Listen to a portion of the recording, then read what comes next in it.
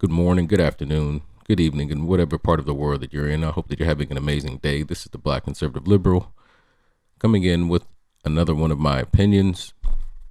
And in this video, this is going to kind of showcase an underlying issue that's plaguing the left or the Democratic Party, and part of the reason why they're going to get whitewashed come the midterms this year.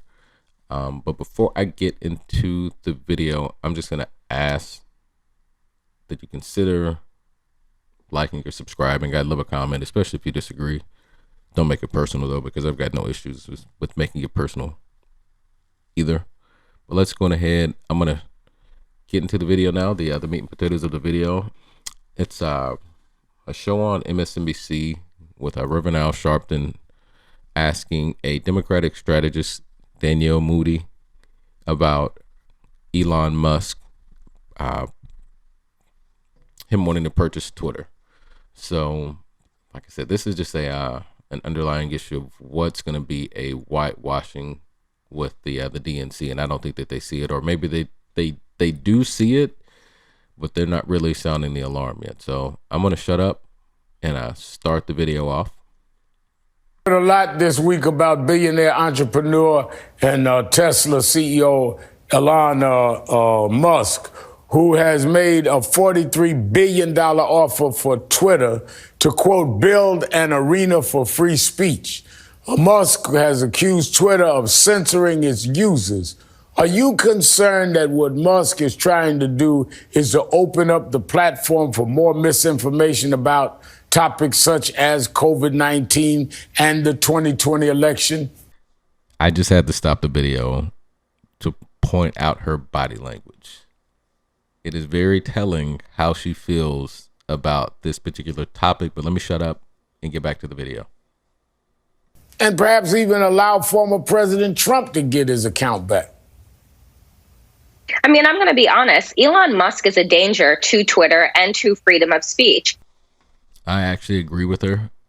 In its current form, Twitter probably would be over because it's trash right now. It's a safe space for a really vocal minority of snowflakes that don't get to live in the real world. However, I am of the opinion that Twitter is a private company, so they can run their platform however they want to.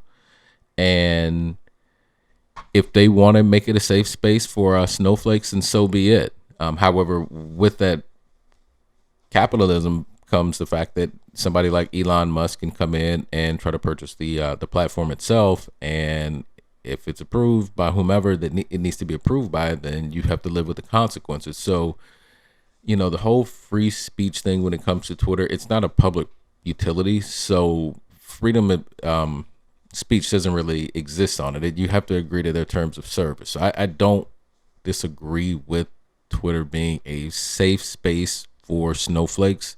I just have to accept it whenever I'm on their platform. However, she is right. Twitter in its current form would no longer be a place for snowflakes, and people like her would probably melt on there. So I see why it's somewhat of a big deal for her. So let's go ahead and continue on with the video. He has been known to say some of the most transphobic and homophobic things to his millions of followers. So creating an arena for hate, to me, that's what that sounds like, an opportunity for him to have no consequences, to have no flags, for people just to be able to do whatever it is and say whatever they want, with regardless of what kind of harm that it causes. So I think that this is something that folks really need to be paying attention to, because I think that Elon Musk buying Twitter or creating this quote unquote arena would be problematic. Danielle Moody, Dave. Now that's the end of the clip, and I don't know what world that she lives in where tweets hurt people. In my world, gas is like around $4. If it's not, I don't even know what it is right now. Gas is just a bill that I just pay, and I generally don't look at the pump. I live in one of the cities that has the worst inflation in the country, so everything that I purchase outside of gas is, I want to say it's 7% higher than what it was a year ago. Crime in my city is really rampant, and I'm not just talking about like petty crime. I'm talking about murders, shootings, how brazen they are, broad daylight, how young the criminals are, or the suspects, I should say. You know, tweets are the last thing that the people that I love and care about and I are worried about. If you're worried about tweets on a platform that you don't have to be on, um, you have a great life. If that's all you're worried about, you can always uninstall the app. You can sign out.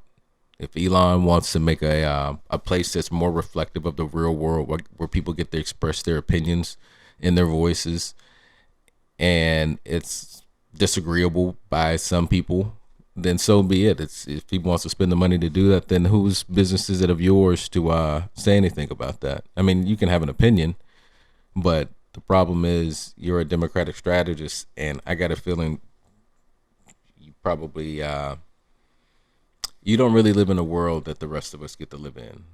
So this is why I'm saying that this is an underlying issue for the Democratic Party. The left, and I don't want to say this strategist is in the far left or anything like that, but they're too worried about identity politics, I guess you would call this. Nobody that I know is worried about people tweeting or what Elon Musk is doing. The people that I know are worried about the safety of their family, making sure that their family's provided for financially, making sure that their family's future is taken care of, making sure that they're able to retire, and that they're able to live somewhat of a happy life with everything that they're able to control. They're not worried about tweets. And like I said, I think that Twitter is a safe space for snowflakes. And it's not, it's trash, to be completely honest with you. I only use it what I need to use it for, which is business, and I'd stay off of it because it's a fantasy world for a really vocal minority. And if he wants to change it and make it better, I'll go for it. But the Democratic Party, this is not like a line in the stand that you all need to be making. Like, this isn't really anything that you all need to be talking about because it's unimportant to the average American Democratic voter. It's bad out here for most people. It's expensive out here for most people. And we're just getting lip service from people on TV about stuff that it doesn't even sound good at this point anymore because we've heard this nonsense so much, and people on both sides are just kind of tired of not being listened to, and people see who is being listened to in certain instances. So you got to get your strategies together and talk to the majority of your party, or else, well, I'm already saying it's going to be a whitewash in the midterms because it's too late to change this narrative in this thought process.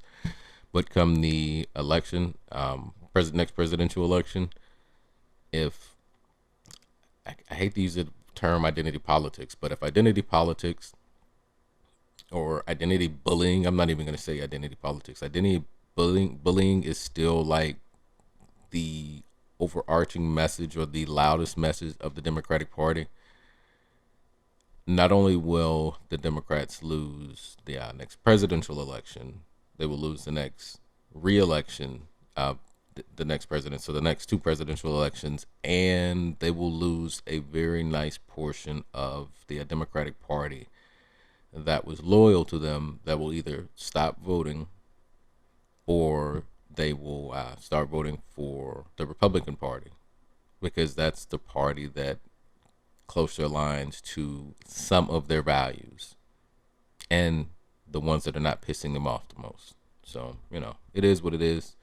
We're going to end it there. I hope that you have a great day, and shoot, take care of your family, folks.